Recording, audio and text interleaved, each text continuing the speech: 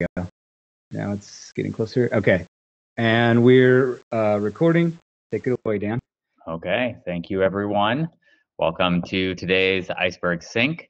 We don't have a huge agenda for today, but we'll follow a similar pattern as usual. So starting out with some highlights.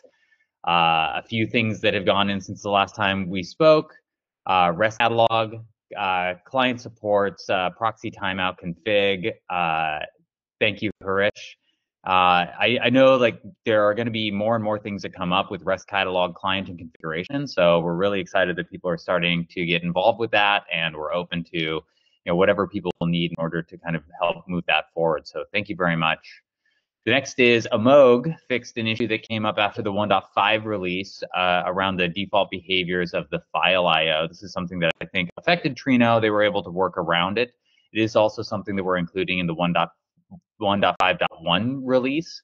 And it was just basically ended up making additional calls that were unnecessary. And one of the things we really try and do with the FileIO implementation is make sure that we aren't making unnecessary calls to S3 that adds both cost, especially for large-scale jobs, and it affects performance just because of the latency of those operations. So thank you very much, Amogh, for finding that and for fixing it.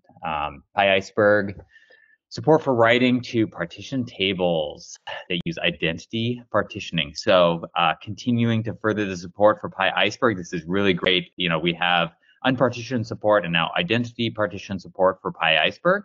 Which is super exciting. Thank you very much, Adrian. The REST side, I don't know quite as much about this. Faco, were you involved in reviewing it? So implementing projection to perform partition-based pruning? Yes, so I was involved. Yeah, so we're actually making like great steps towards reading, and then mostly using the Iceberg partitions, but also the metrics to prune down the Parquet files that we actually need for the query. So a lot of activity going on, and it's looking very promising. So yeah, I just want to thank Scott for that, doing all the work. We also made some round trips there, so sorry about that. But it's looking very promising, and very excited about it. Okay, and then the last one that we have on here is PyIceberg metadata tables. And this is actually a really huge advancement. It looks like we're still working on some of them, but for a lot of the functionality that we want to introduce into PyIceberg to help with maintenance, as well as, we've even had things come up recently where people want to build airflow triggers and other things like that that would require use of metadata. The metadata tables will really unlock a bunch of capability in the Iceberg space. So, this is kind of a precursor for many of the maintenance operations, snapshot cleanup, orphan files, things like that. But it's also a huge lift for people who are doing orchestration through PyIceberg. So huge benefit there. Brian? Yeah, I just wanted to also say something that I forgot to put on here, and I'll add this to the notes afterwards. But I just started working on getting PyIceberg into Pyodide. Pyodide is basically a generic like Python like a framework that runs on WASM on the WebAssembly. And so basically now, and that got merged in. So on the next release, PyIceberg will be, at least 0.6.0 will be available in in that version of Pyodide. So we can, now run PyIceberg to some degree in the like, it's not in the browser, but it is, inside of the browser, but it utilizes your stuff without you having to do the installation. So this is going to be good for docs and things like that as we kind of move forward. The one piece that's missing is we depend a lot on PyIceberg for a lot of the integrations in between things, and so I actually have gamed a little bit of the system trying to get the Voltron data folks to contribute, and they just contributed $1,000 to the guy that's doing all this heavy work on the Arrow side. So needless to say, things are moving forward there, and I think that maybe in the next month to 2 months, depending on when that PyIceberg Pyodide merge gets in, then like we'll basically be able to run all this cool stuff and show people how to use Iceberg without doing like any installs and looking at catalogs, looking at metadata. And so I think it's going to be a pretty cool set of things that we can do from there regarding docs. So I just wanted to put that there. I'll add some of that into the notes as well as stuff that'll go on the meeting minutes anyways. So that's. Thank you, Bits. So let's see, there are probably a number of other things that we didn't get into the highlights section, so sorry if we missed anybody. If anybody has any sort of call-outs or anything like that they want to do, that would be great as well. For releases, we have two that are kind of in a state of almost vote, I think. We have, okay, can we include? Oh, okay. So we're talking about releases. Anton, it would be great if you can just like link them here, and we can go and we can tag those with the milestone. So we've got the 1.5.1 release that we started collecting PRs for. The main ones that we have in there right now is the fix that we mentioned for the FileIO. There's also another fix for REST catalog handling 5XX errors. So those were not being retried. So there's a bunch of different errors. We're trying to collect things as people bring them up, and we identify problems that can be retried. And the clients currently are not responding properly to things like bad gateway that can easily retry. So that's included. And then I think JB has fixed one of the issues that we had with the JDBC catalog, where if you had migrated to the V1 schema and you were trying to do updates to a table, it would fail because it was expecting that the actual type for the record in the catalog had been annotated and it hadn't been. So that one's a pretty important one to get out for people who are now trying to explore views and use JDBC catalog as their backend. And then Anton, I don't know if you can just give us a little info about the two that you just added. Yeah, this is one basically the same issue, but in 3.5 and in 3.4 Spark. It's related to the predicate pushdown in copy and write operations. So we support the system functions like bucket transform and other transforms as well, but they're not properly pushed down in merge statements. So we kind of hit that, and I feel like it's fairly important to include that in 1.5.1. Yep. And thank you, Amogh. Amogh is leading the release here for 1.5.1. And so if there are additional things that we want to consider for 1.5.1 that you've heard either come up in Slack or you've run into personally, please run by Amogh, and we can also make sure that they get added and adjudicated in terms of like whether we think that they're a good candidate for a patch release. Anybody have any other questions or comments about 1.5.1 release? Okay. Moving on to the next one, PyIceberg 0.6.1 release. Fako, could you walk us through what's involved in that one? Yes, of course. So thank you, Hona, for running the release. So I actually don't know what the actual issue was there. Now there's a couple of fixes there. Yeah, I have to check actually. We can bring that up. Is there a milestone for it? Yes, there is. Okay.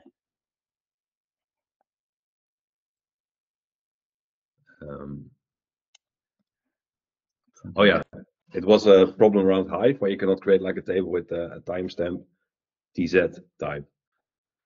So yeah, we actually backported that and fixed that. So is that the only change that's going into 0.6.1, or is it this whole list of? And there's also an issue with the locking in Hive. Mm-hmm. That has been fixed.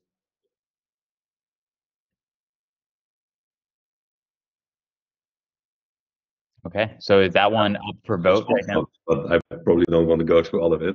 Yeah.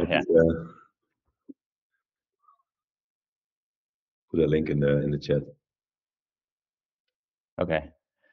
Yeah, so if anybody's interested in what's going into 0.6.1, take a look at the milestone.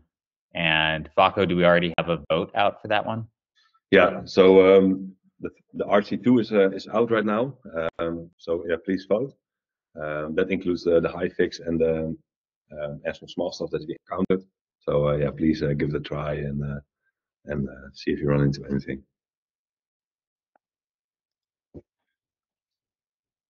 Okay, perfect. That takes us into the discussion.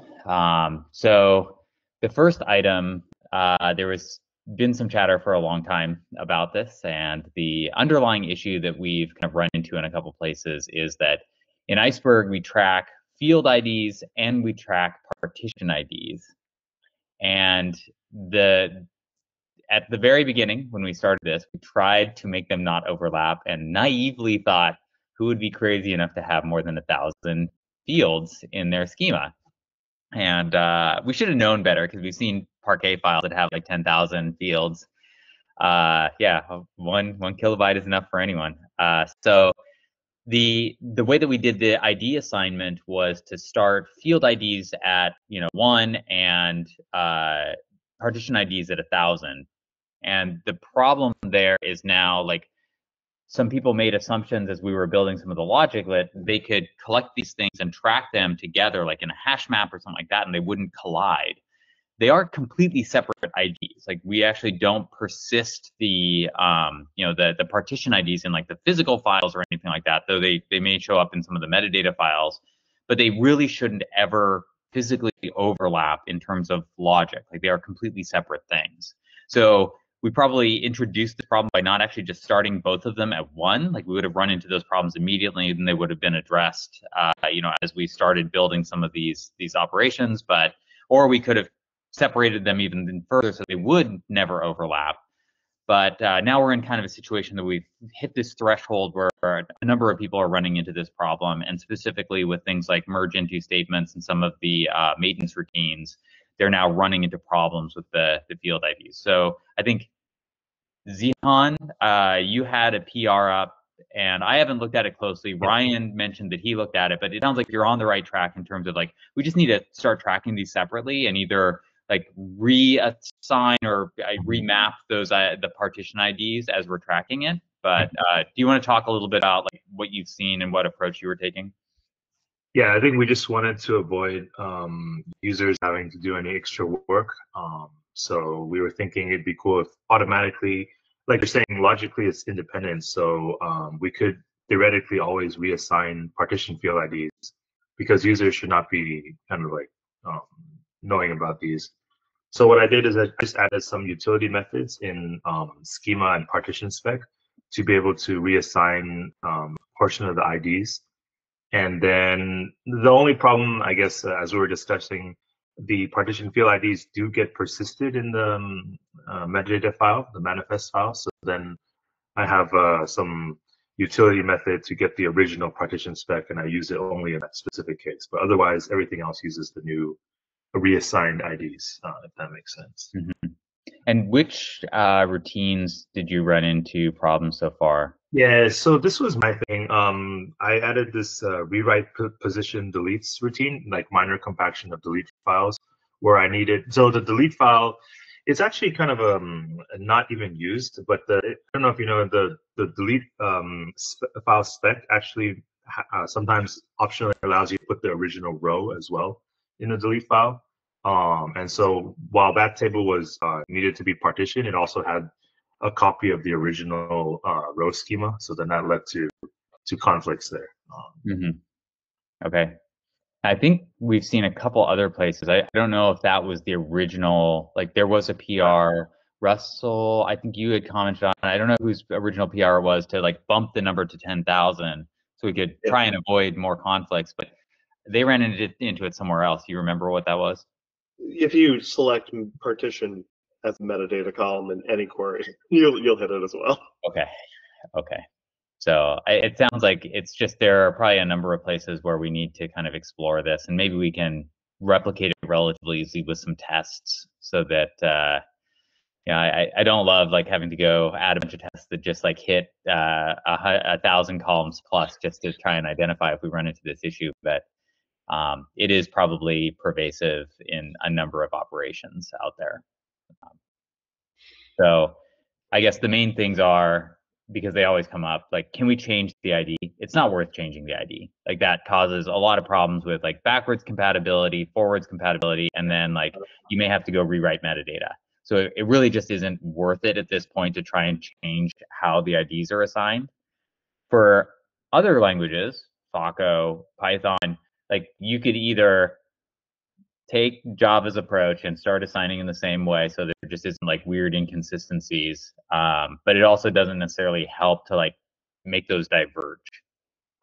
So we kind of have the problem regardless, and we don't want to do something where like, hey, Python, Python starts at 1, and then anybody using Java with tables created with Python like immediately run into this problem. Like I think that there would be a little difficulty in spanning that. So maybe it actually just makes sense to carry forward the pain, and then we just find it consistently across things. Yes, they are persisted in the metadata.json. Yeah. Yeah, the last one and the actual spec definition, they're both persisted. And then Zion, you were saying they're persisted in the manifest file as well. That's what I wasn't sure of. Is it just the tuple or the? It's in the tuple. Okay. Yeah. So so that would have to be rewritten if you're going to try and do like some sort of reassignment or something like that. And even having it, like I was thinking we might be able to have it like bump what the maximum is and then just have it like start assigning above it. It's like you still have overlap for anything that's existing, and it like you end up having to do all of the rework. And what we really need to be doing is like what Zihan has done, and just like treat them separately. Yeah. Yeah, it's mainly just in our code. Like some classes like schema have checks to make sure they don't collide, and like you said, if anyone uses it in a hash map, it would collide. So we just have to make sure in our code that we're not allowing these collisions. Yeah. So just I haven't looked at the PR, but so the solution is basically just to use like whatever the highest column ID is as an offset whenever you're projecting chart of partition ID. Yeah, we could. Yeah, yes. So we could discuss the good approach, but in my opinion right now, I added a method in schema to allow you to put. So in my case, I actually needed the partition fields in the schema as well. So then I just added a method in schema to reassign those to different IDs. And I assigned all of them because I didn't want, like, I wanted it to be the common case where now you don't have to have 1,000 columns before you hit the problem. I just wanted to see if there's any issues earlier on.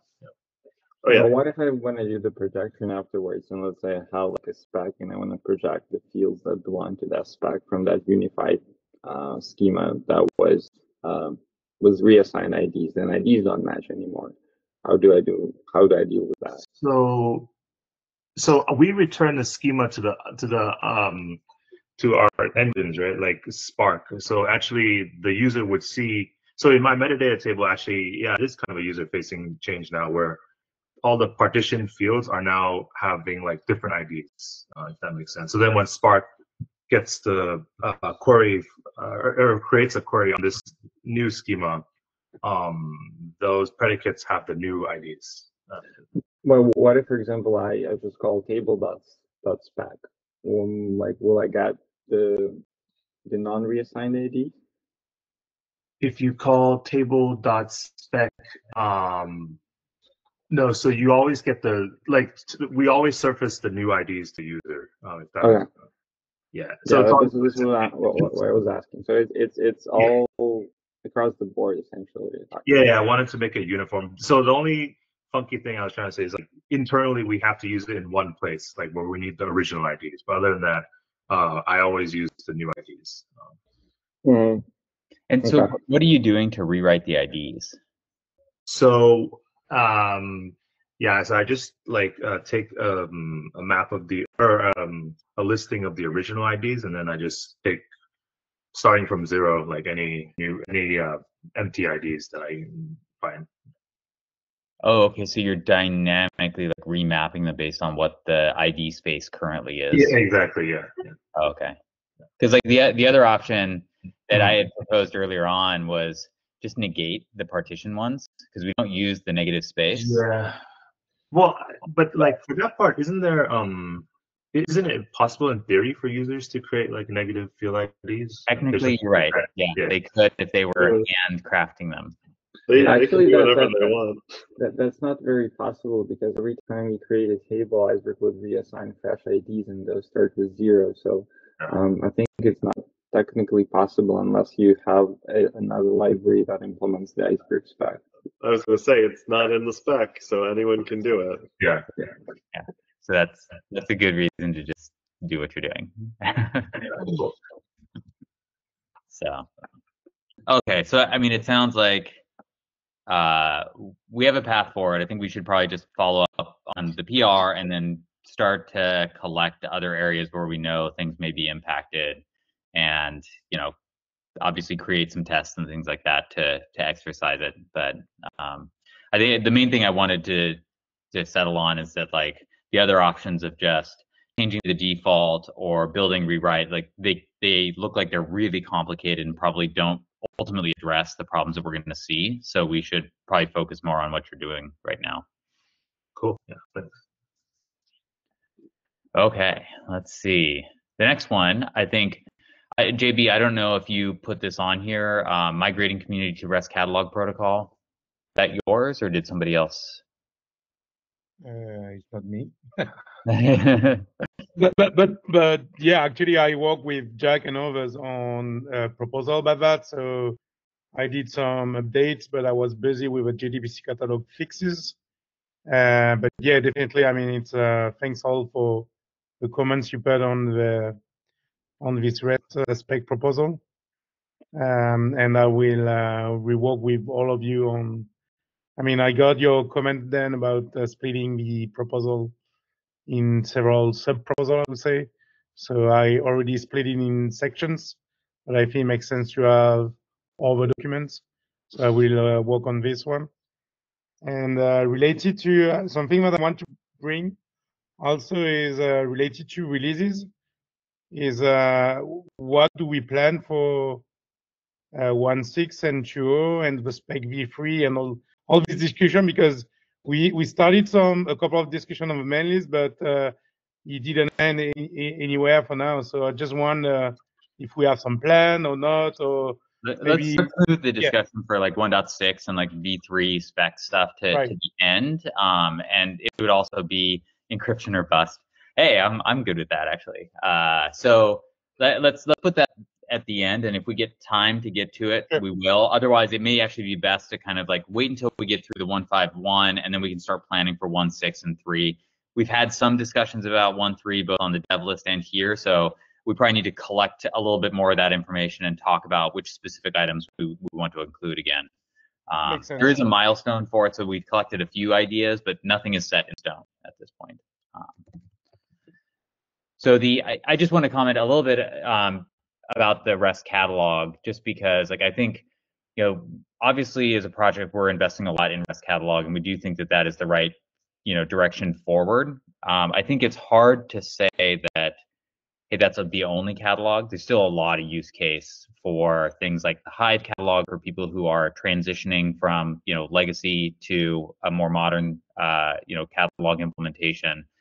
There's still a lot of people who are using Glue and other catalogs. I think it really comes down to we want to take advantage of the features of REST catalog, and I think we're going to start seeing it more and more popping up, both from like an open source as well as like a vendor space.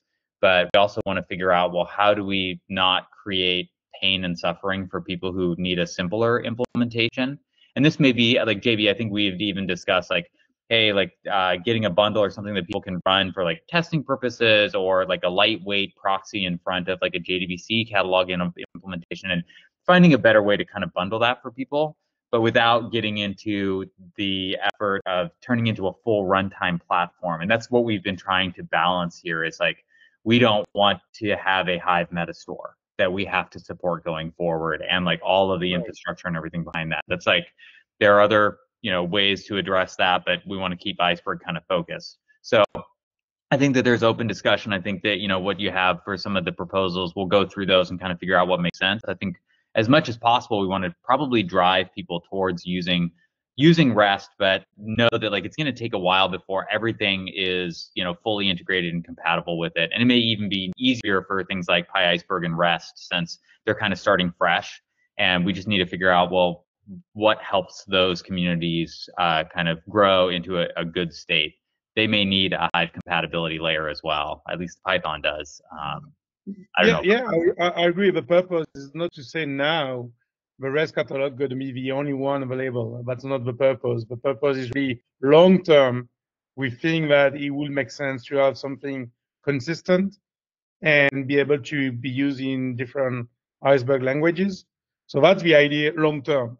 But Yeah. now I fully agree with you. Then I think that actually in the proposal, when I discussed with Jack and others, there are two things that pop up. Is basically the REST API YAML we have today needs to have some slightly change to be better integrated with different backend vendors, whatever.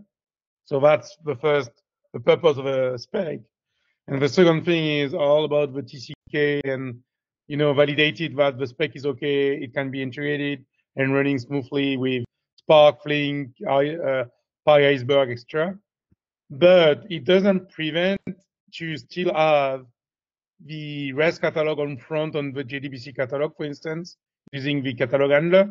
That's totally fine. The purpose is really to identify long term how we can prepare the thing. And like, for instance, I know we have a long discussion with Jack about authentication, how we can deal with that in a more vendor agnostic way, I would say. So that's the idea of the proposal.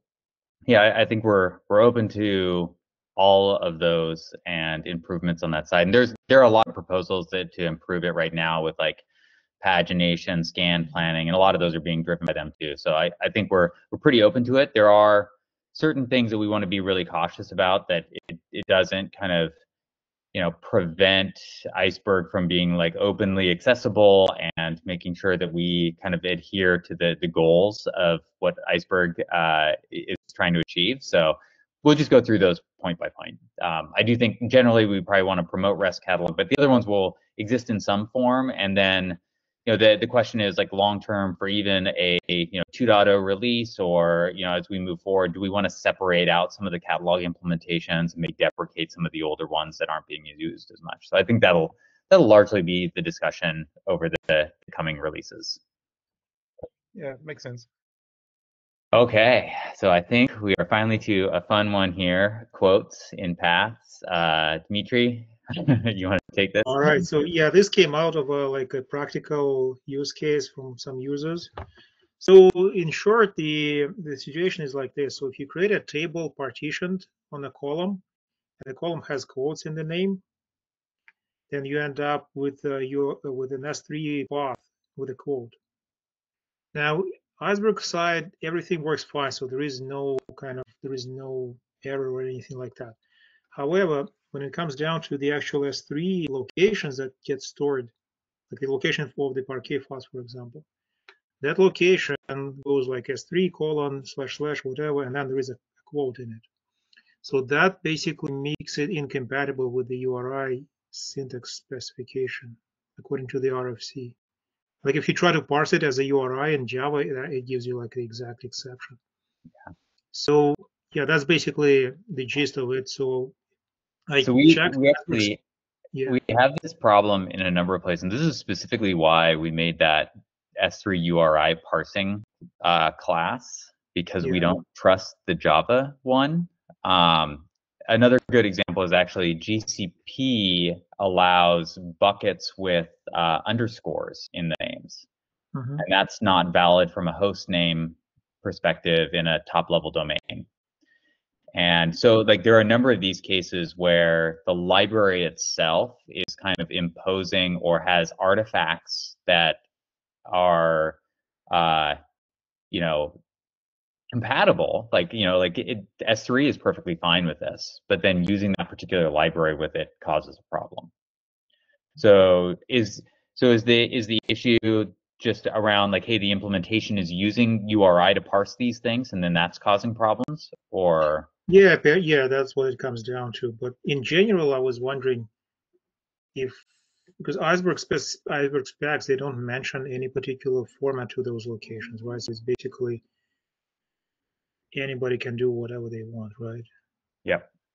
All right, all right. And I was actually looking at Amazon AWS UI. They actually return S3 URLs with quotes in them, which was kind of surprising because it doesn't even match the old URL spec, right? I So know is we've had the this. situation basically that everybody is dealing with that by workarounds to each specific cloud vendor? I think we fixed a few minor things around this. Like what I'm remembering, we also had one where the S3 FileIO API versus the S3A Hadoop implementation, because the Hadoop implementation automatically resolves any path identifiers, like // will become // but S3 doesn't care. So you end up with two different paths for the same file, or Hadoop can't read it, but whatever, because we just don't have a standard for paths. A path is whatever you feel like writing. Mm-hmm. It largely is. I mean, from a specification perspective, like we didn't want to override what the behaviors of the underlying object store allow or be too prescriptive. But like now we see that there are some of these edge cases that come up, and then you run into the other issue, which Russell just brought up, which is existing libraries may have behaviors where they're URL encoding or doing something, and then depending on which underlying file system implementation you're using to operate against those, you get different results, and that can have bad implications, especially on things like orphan file cleanup, where hey, you see a path mismatch and you delete something that's actually part of an existing data set. Yeah, exactly, and that's what the URI specification was supposed to address by, defining the normalization rules, right? But then nobody abides by those, unfortunately. Exactly. Yeah. All right. Well, I mean, yeah, we've recently run into that with GCP buckets because, yeah, if you try and use URI, it actually includes the bucket as part of the path, and then things break. okay, yeah, that's okay. I mean, I was just wondering if you guys had any particular existing ways of dealing with this situation, but life is life. I would say, for S3, we probably want to lean into what the S3 FileIO does, because it's kind of the most permissive. It'll allow anything that you can represent within S3's key space. So I would also discourage use cases that do really crazy things. Like if you're putting emojis in your pathing, you're asking for trouble. I think the hardest part is just the partitioning. Like if you're using a partitioning scheme that's capturing values, then you will get weird characters in there. Will we add some kind of validator on the URI at some point in Iceberg? We could. I think the question is then just like, do we want to make a proposal about, limiting that, or potentially coming up with a standard for how we encode paths to remove any characters? Yeah, I mean, specifically for partitioning, it doesn't really have to be the verbatim name of the column, right? Because like in other places, we can transform it, so that we still have uniqueness in the path, but just with valid characters. Do we do anything for the values? Like, do we encode the values now? Then I mean, then we've got turtles all the way down here. We have to define then how we encode values as strings as well. Because while you might not want to partition or an emoji in your column name, it's totally reasonable to partition on something where the string contains emojis. That's actually separate, because there's a separation between the physical layout and the partition value. So because it's handled in the tuple, you're fine with what we're storing in the metadata. This is purely about what the is. Well, that's what I was saying. Our default to path uses that, just does a toString. That's what I was talking about. And I think the motivation behind that originally is because as we were migrating people from Hive-based partition pathing, a lot of people still want to go to the file system to look at, oh, my data arrived for this particular partition, and I can see that in the path. We already break that with the object store layout to some extent, but at the same time, people still like to look at the paths and just get that level of comfort that the data is physically there that they can see. Ultimately, I think it's probably better, it reduces key space, which reduces all sorts of other things to not even include all of that additional pathing, but it is an artifact of that. And, until we can get to a point where people are perfectly confident in the underlying layout and don't have to rely on names associating with what the data is, then we either need to come up with some sort of encoding or to deal with the underlying storage and the limitations between those two. But yeah, but I mean, since Iceberg uses multiple different storage types, right? To me, it seems like it might be beneficial for Iceberg to be more restrictive, kind of like, live in the common in the overlapping area between what different storage providers accept, right? Yeah, it's what I mean by validator, to have the most common denominator between all the underlying system, just to be sure that I know it's super restrictive, but at some point it's the only guarantee that it works fine. Anton, were you going to say something? Yeah, there was quite a bit of pushback early on. I don't remember the exact thing, but it was a deliberate decision to just handle the paths as they were. But I think what I would advise is have a set of use cases that are not handled, and also have a few examples how maybe other systems do. Because I know that in Spark there is some sort of escaping. If you're writing partition values, they are handled slightly differently, and maybe look at other systems as well. And we can use that as an inspiration to maybe change something in Iceberg. But yeah, that's how it is.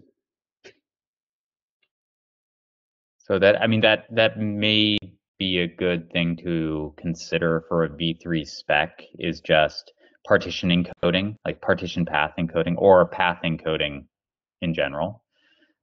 There's not really much we can do about it right now other than try and converge the implementations so that you don't run into problems like this. So Dimitri, if this was something that you were working with that was using either like S3A file system, or if you have a different implementation that's using URI, I would encourage you to look at what the S3, I can't remember what it's, the S3 URI class does in Iceberg.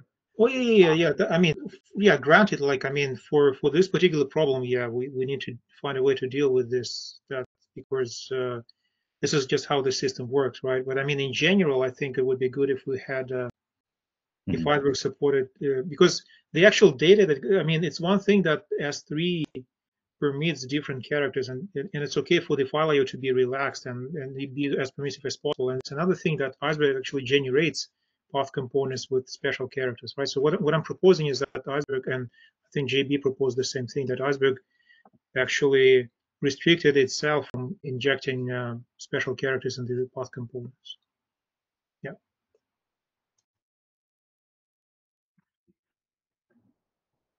Okay, so I think what I'll take away from this, Dimitri, is just we'll add an item to the discussion for V3 spec for path, whatever we want to call it. Yeah, sounds great. Sounds great. Thank you so much. And then we can just kind of gather what the current state is, where we do see problems. We've actually come a long way without running into too many of these, but it is as we gather more use cases and we cross clouds and everything else, we're gonna have more and more of these things pop up. So sweet. Okay, let's see the next session. Comet in Iceberg. Is this Anton? Is that yours? Yeah, that's fine. It's just a heads up for everybody is that we're trying to integrate Iceberg with Comet. Comet is a new project that's part of Arrow Data Fusion, and it has kind of two parts. So it has native readers for Parquet, and it also has native operators for Spark. What we're trying to integrate with here is that the readers alone. So the Comet library will kind of ship, the Comet project will ship a library that will contain those native readers, and our plan is basically support that as an alternative to the built-in reader, Parquet reader, vectorized Parquet reader in Iceberg. So nothing would change from the default perspective, but there would be a way to kind of enable Comet as a replacement, and it's supposed to be substantially more efficient. It also has features like lazy materialization. I know that folks are also working on vectorized reads with nested schema. So it's an entire team dedicated to that. So yeah, there will be PRs there. I'll also send in like a message to the dev list. But like if you're interested, take a look if you're okay with the way we integrate. But the way it looks right now is just most likely adding like a compile claim dependency to the Spark project, and then having a few extra classes that basically depend on the Comet classes. So is this, hey, Anton, does this include, I mean, the main things, of course, I know, like, does it support like the ID-based projection, and is it actually doing like vectorized reads and everything? Yeah. Even for nested types? Yeah, I'd like to know just so that, like, hey, if this is a great replacement for what we already have for a vectorized read path, then. For nested, not yet, but they're planning to do this. So like this project was actually donated by Apple, and it's been used with Iceberg for a few years now internally, and it's actually on by default in all of our jobs. So it was designed with Iceberg in mind, so all the projections and stuff like that should work, and also all of the metadata columns would work as well. So yeah. And I'm not super familiar with the overlap between like the Arrow project and what this is. Does it have support for other languages through Arrow, like PyArrow? Is this something we could leverage from, like Rust and? It's actually written partially, mostly in Rust, but it also has the Genie, right? The way it integrates with Java. So yeah, it depends on Arrow. So that's why it's part of Arrow Data Fusion right now. Yeah, and it's written mostly in Rust. So. I think even our vectorized read path has a dependency on Arrow, so it's not really. Yeah, exactly. So it's also like using the Arrow in that sense, the Arrow batches, and kind of if you look at how it does the Spark integration, it also exposes that those batches, this column are batch in Spark. So it's similar, but it's native, and there are a few more features that are not available in our reader. Mm-hmm. And it's also part of it, like you can also combine it with the Spark operators optionally, so then you have entirely native Spark execution in your jobs. Yeah. Sounds good. Yeah, that's about it. It's just a heads up because like it's a fairly, not from the cut perspective, but it's just fairly important change, and like if anybody's interested, I would encourage to take a look how the integration will be done. That's about it. Okay, thank you. The next one, Fako, I think I'm going to hand it over to you. So the next one is about the Parquet name encoding. Sorry, Fako. Yes. Yeah, no problem at all. I'm very, this is very fresh on my mind. That good one was running for quite a while already. Yeah, so this is actually something that we noticed when we started implementing writes in PyIceberg. So what we do, in the reference implementation of Java, we actually sanitize the names. So for example, Java is very strict on the characters that you can have in the field names. For example, a dot is not allowed, and then we replace it with like some, I think it's like a underscore something, just to make sure that we get like valid fields. And we do the same for Parquet. The question was like, do we need to apply this for Parquet as well? Because the characters that you can use in the names are much more open, so there's not as strict as Avro. I think what we landed on is actually just still replacing like these characters, because in the end they also might trickle down into the metadata. For example, if you create like a partition, partition on one of these columns, and this column name, if you don't explicitly give it a name, it will also will be derived from the name that you have from the field itself. So yeah, so this is maybe something interesting. I wasn't super aware of this, so this is why also we had like this bug by Iceberg, and we also have like as also like a related issue. For example, if you also set like the metrics collection, you can configure it on a per column level. There's also like an issue where we have like a mismatch. So this is why we brought up the discussion, but I think we actually decided just to carry the same behavior from the reference implementation Java also into Python. I actually merged it this morning. Anything to add, Kevin? Because I think you did the majority of the work. It's just a very interesting history, I think. Digging into a PR that's from like 2009 from Ryan. Yeah, I think there's no, I don't see there's a reason for us to not support special characters in column names. So that's just the decision to like how to support it to be backwards compatible. I think the only scenarios where things could get kind of weird is if you're using Parquet files that were created and then trying to use add files or do some sort of like name mapping, because then like you're relying on those encoded names, and like it's a really niche kind of case. So I wouldn't worry about that too much. But something good to highlight, and we'll probably run into Rust in a few months and be back in the same spot. So cool. I think that's for this issue. So if you're interested, please follow up. That's it. Okay, I'm actually going to jump over the V3 one and just give a quick update about the Iceberg. Oh, actually, Ryan's back already. So Ryan, we are kind of heading towards the end of the discussion items. Do you want to talk about the Iceberg Summit? This is actually a perfect time to kind of cover where things are and anything related to that. Yeah, absolutely. So we are finalizing talks, getting the last few votes in from the selection committee and figuring it out. We plan to let people know and post an agenda early next week. So you should be hearing very, very soon from the selection committee if you've submitted a talk. And then we'll go through the typical like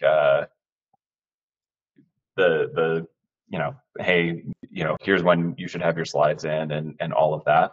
I can say, a little early that I'm super excited about the quality of talks and everything that we've seen in the submissions. It sounds like it's going to be a really, really awesome conference. So huge thank you to everyone who has submitted and also everyone who has participated in the selection committee. Okay, and the last item that we have is just talking briefly about the 1.6 release, and we can, probably just at least mention and start resurfacing on the dev list discussion about a Spec V3. Like we already have a milestone for it, so you can check out the V3 milestone and what items we've tentatively, would like to include. But there's probably more that people have out there that they're interested in at least exploring. For 1.6, I think somebody already mentioned encryption. Ryan, how close are we to having full encryption support? I think the last little thing that we need to do is figure out how we've done Avro file encryption using the AES GCM streams. We have done Parquet native encryption. We've then gotten the metadata for those into manifest files. We've also done manifest file encryption through AES GCM streams. And then we are now doing the manifest list encryption. Now, manifest list encryption is done, ready to go. The only thing is we need to figure out how we are transferring keys and where those keys come from. So the main question is this something that we do only in a REST catalog? Probably not. Is this something where we want to identify a key in, table metadata? There are just some things to figure out there, where we want to do that and how we want to make that, pluggable and fairly flexible. I believe that what will probably happen is we are going to almost certainly have like a key metadata bundle for the manifest list in a snapshot, and then we'll go from there. But that I don't know if that's going to make the 1.6 release, but I'm hopeful. I would love to see that. Is that like, Brian, I could see easily how you would be able to support that through REST catalog for other catalog implementations. Is that something more where you could, because you're going to need different keys for different tables. All of those need to interoperate during the execution phase of the job. Like, is it actually more something where we would allow you to provide a like key supplier where then like when you load the table, you have an ID for the key, and then like the key supplier is something you can plug in, Russell or Anton, like from Apple. I assume you have. There's a KMS client that provides that role. Okay. Yeah, so it'll be some sort of like, hey, we have maybe a key ID that was used, and that's at the snapshot level. But we just need to figure out those last little details and get that in. I believe Gidon already has a implementation of it. Yeah. Sorry, go ahead, Russell. I would say we've talked about it a lot, and like one of the main things we want to prevent is a user somehow writing to the table without using the encryption configuration, like their client ignoring it. So we want to make sure. I mean, this is my pitch, is I want to keep at least some of this in the catalog itself, so that you need to get access there before you can even try to touch the table. That's about it. Yeah. Yeah. I think we're discussing this on Monday next, and so we'll figure out that and hammer it out and get that reviewed. Okay. Well, that almost brings us to time. 3 minutes left. Unless there's a very short topic, I think we can adjourn and call it good. Thanks, everyone. Sorry I missed it. Yeah, you came just in time.